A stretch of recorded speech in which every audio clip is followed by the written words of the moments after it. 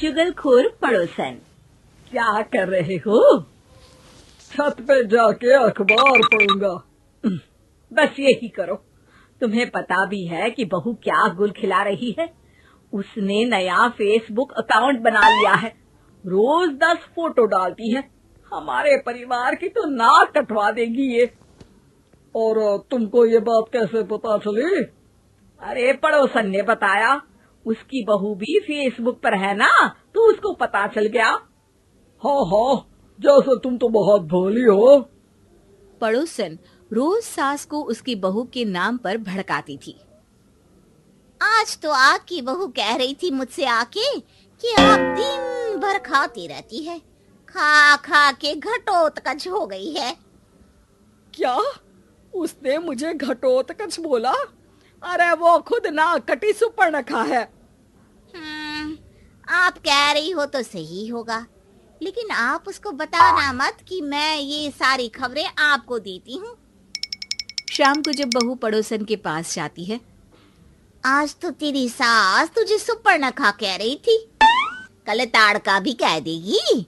पता नहीं इतनी अच्छी बहू मिली है, फिर भी वो तुझे राक्षसनी क्यों समझती है? आप कितनी अच्छी हैं। आप मेरी सास की हर बात मुझे बता देती हो, वरना मुझे पता ही नहीं चलता कि वो मेरी पीठ के पीछे इतनी बुरी बात करती है। चालाक पड़ोसन रोज ही दोनों सास बहू के सामने उन दोनों की ही बुराई करती और चुगली करके बातें बता देती, ताकि दोनों में हमेशा लड़ाई होती रहे। आपने तो बस छत पे बैठ के अखबार पढ़ना है और चाय के घूंट पीना है। बहू की वजह से मुझे तो जहर के घूंट पीने पड़ रहे हैं। कल वो मुझे मोटी घटोत्कच बोल रही थी। तो तुम भी तो उसको नाक कटी सुपर्णखा बोल देती ना? हाँ हाँ, वही बोल दिया मैंने उसे। आप मुझे कितना समझते हो? बहुत अच्छे से। मुझे वो ये बात पड़ोसन ने बताई ना, वही तो है आपकी शुभ चिंतक। पर मैं इस बहू को ना सबक सिखा के ही रहूंगी। जरूर सिखाना चाहिए, पर आज तुम मेरे साथ शाम को छत पे बैठना, एक तरकीब बताऊंगा। बिल्कुल बिल्कुल, कितना ध्यान रखते हो जी आप मेरा। मैं ना सब ध्यान रखता हूँ। शाम को जब सास और ससुर छत पर बैठे होते हैं कि यहाँ खड़ी हो जाओ, यहाँ से ना तुमको पता चल जाएगा कि बहू की अगली चाल क्या है। अच्छा, कैसे? सवाल मत पूछो, जैसा कह रहा हूँ वैसा करो। थोड़ी देर में ही छत पे बहू की आवाज आने लगती है। मेरी सास लायक ही नहीं है। मुझे पता होता तो सास बहू की भी कुंडली मिलवा लेती पहले ही। तेरी सास तो मुझे भी पसंद नहीं है। मेरे पास जब भी आती है तेरी बुराई करती रहती है। कभी सुपर्णखा कहती है, कभी हिडिंबा कह के कामचोर भी बोलती है, अरे कभी कभी तो चुगलखोर भी बोल देती है। काश आप जैसी होती मेरी सास। ऊपर छत पे पड़ोसन और बहू की आवाज सुन के सास के होश उड़ जाते हैं। समझी? जी समझी। सुबह तुम्हारे सामने ये बहू की बुराई करती है और शाम को बहू के सामने तुम्हारी।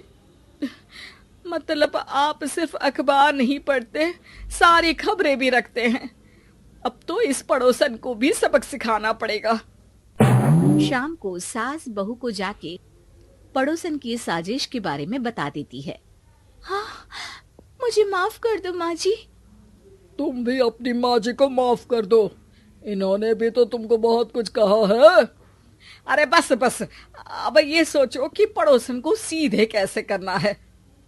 अगले दिन सुबह पड़ोसन सास का इंतजार कर रही होती है, लेकिन वो देखती है कि वहाँ सास और बहू एक साथ आ जाते हैं।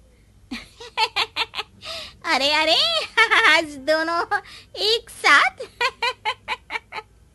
हाँ, सोचा कि बहू की पीठ पीछे बुराई करने से क्या फायदा, मुंह पे ही बोलती हूँ मैं।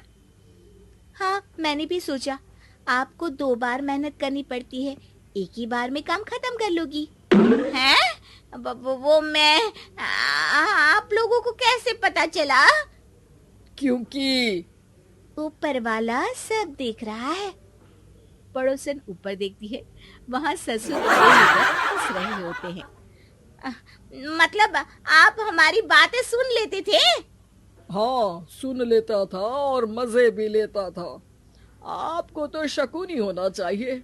क्या चाल खेली है आपने, एकदम सास बहू के सीरियल जैसी। तो बताओ पड़ोसन जी, मेरी बहू ने आपसे अब मेरे बारे में क्या बोला? यही बोला कि सास बहुत अच्छी है, बहुत ध्यान रखती है। अच्छा, और सास ने मेरी क्या बुराई की? नहीं ना की बुराई, हमेशा तारीफ करती है। भगवान सबको ऐसी सास दे। मेरी गलती है जो मैंने आप लोगों में आग लगाने की कोशिश की। पर छत पे लगा हुआ सीसीटीवी यानी कि शर्मा जी सब देख रहे थे। हाँ जी, मुझे माफ कर दीजिए।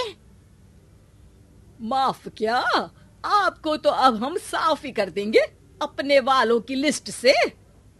आज से आपकी और हमारी बात बंद, लेकिन बुराई जारी रहेगी। अब आपकी हरकत के बारे में पूरे मोहल्ले को बताना तो पड़ेगा ना आंटी जी।